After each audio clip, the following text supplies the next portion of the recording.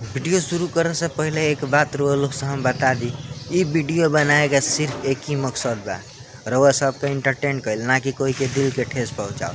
Video देख के भूल जाई और दिल दिमाग पे वाला काम देखे।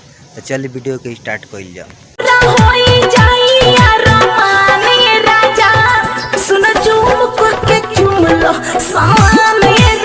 अब ये जूम को चुमता नहीं बड़ा नून छड़ा लागता रे,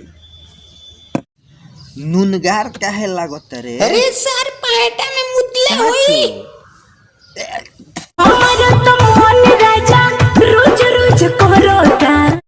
ये भौजी तार मन रोजे रोजे न करता, यहाँ तो सरवा हमारे मिनटे मिनटे करता।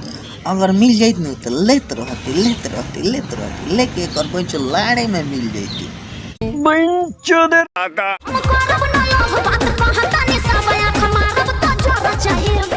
हमार लाड़ जोड़ जाई तनी मार के देखाओ तो भौजी खाली। अरे दादा रे दा भले सवारे गाड़ी तकालो बाकी अच्छा लागे। बुलेट भैया भौजी अच्छा लागतिया कि ओकर आगे वाला गोदाम अच्छा लागता ना? डाला खिसक जाई तोहर दुनो जौवन लटक जाई। एगो काम करो भैया, भौजी के दुनु जौवन लटकल बानू उहे जौवन ध के झुलुआ झूलो, ना तो सारा कोनो काट के छप्पर पर फेंक दी, बुझाई? ते जदी हिलाई बुए रानी कमर मुचुक जाई। कमर मुचुक जाई तो एगो काम करिया, ऊपर से फान के दू टिप तू ले लिया, ठीक बा? दिने दिने साइज एकर बढ़ता पता ना कौन यूज करता। बताओ तनी कौन यूज करता? और तार के सोर तो वहिया बाटे नु उहे यूज करता, उहो 4 हाथ के लाण से यूज करता। सुनया बारे माले तो खैल लागता। बचपन के नु ई भौजैया पूरा छिनार हो, तब भैया कहता कि मालिक खाई लागता। गुरमाल बाटे छेना रे छोरी हमर के देना रे। लो भैया के कितना खखुआई बा, भैया के अगर 2 मिनट छोड़ दिया कोनो लड़की के संगे नु तो यो कर जामा पैट ना खोली, ऊपरे पेल के अपन लाड़ तुरली। दिन चिकनातिया रे पता लागता रोज खाती।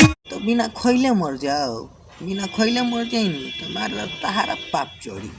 गांव के सब लोग कहे कि बिना खियले मलिया का मुआ देलस। कोमर लागे पीसीसी रोड आए हाय कोमर लागे पीसी।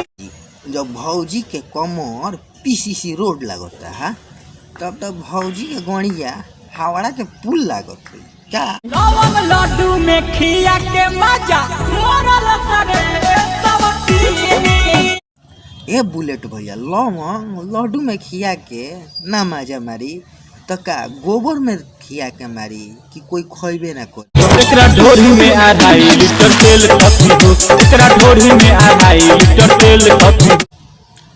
अगर भौजी के ढोणी में 2.5 लीटर तेल खपता तब तो ओकरा गणिया में 2-4 क्विंटल खपिए जात हुई भैया जी।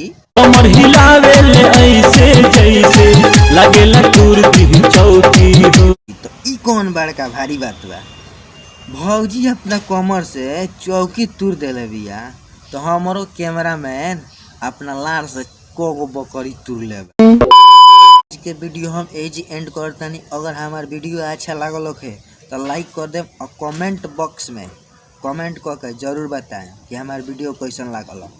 और हमारा चैनल पे नया होखेम जा तो हमारे चैनल में के सब्सक्राइब कर लें और सब्सक्राइब करके घंटी के ऑल पर प्रेस कर दें ताकि नेक्स्ट वीडियो हम अपलोड करी तो नोटिफिकेशन रउआ लोगन के मिल जाए।